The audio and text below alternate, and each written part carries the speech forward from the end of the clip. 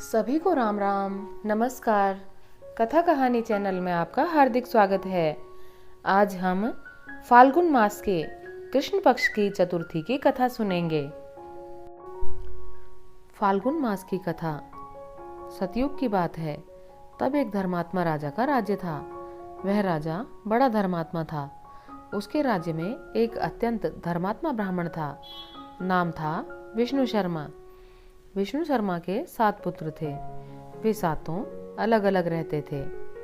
विष्णु शर्मा की जब वृद्धावस्था आ गई तो उसने सब बहुओं से कहा कि तुम सब गणेश चतुर्थी का व्रत किया करो। विष्णु शर्मा स्वयं भी इस व्रत को करता था। अब बूढ़ा हो जाने पर यह दायित्व वह बहुओं को सौंपना चाहता था। जब उसने बहुओं से इस व्रत के लिए कहा तो बहुओं ने नाक भौं से कोड़ते हुए उसकी आज्ञा न मानकर उसका अपमान कर दिया। अंत में छोटी बहू ने अपने ससुर की बात मान ली। उसने पूजा के सामान की व्यवस्था करके ससुर के साथ व्रत किया और भोजन नहीं किया। ससुर को भोजन करा दिया। जब आधी रात बीती तो विष्णु शर्मा को उल्टी और दस्त लग गए। छोटी बहू ने मलमूत्र से गंदे हुए कपड़ों को साफ करके ससुर के शरीर को धोया और पोंछा। पूरी रात बिना कुछ खाए पिए जागती रही।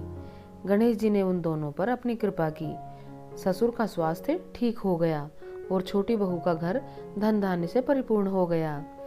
फिर तो अन्य बहुओं को भी इस घटना से प्रेरणा मिली और उन्होंने भी गणेश जी का व्रत किया।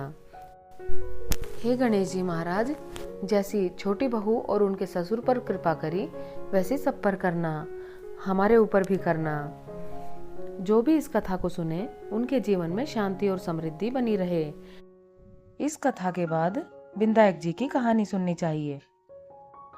विनायक जी की कहानी। एक मेंढक था, एक मेंढकी थी। मेंढकी रोज विनायक जी की कहानी कहती थी। एक दिन मेंढक बोला कि तू पराये पुरुष का नाम क्यों लेती है? अगर तू अब दोबारा नाम लेगी तो मैं तेरा सिर फोड़ दूंगा। राजा की दासी तालाब से पानी लेने गई तो घड़े में मेंढक मेंढकी दोनों आ गए। पतीले में पानी डालकर अंगीठी पर चढ़ा दिया।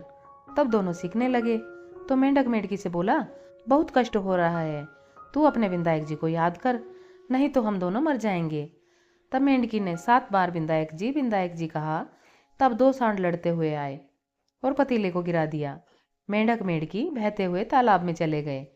हे गणेश जी महाराज, जैसे मेंढक और मेंढकी का दुख दूर किया वैसे सबका करना। कहते सुनते सबका कष्ट दूर करना, हमारा भी कष्ट दूर करना और सारे परिवार का कष्ट दूर करना। हे विनायक जी महाराज, आपकी जय हो। भगवान आप सभी का कल्याण करें। हमारी कथा कहानी सुनने के लिए आपका बहुत बहुत धन्यवाद।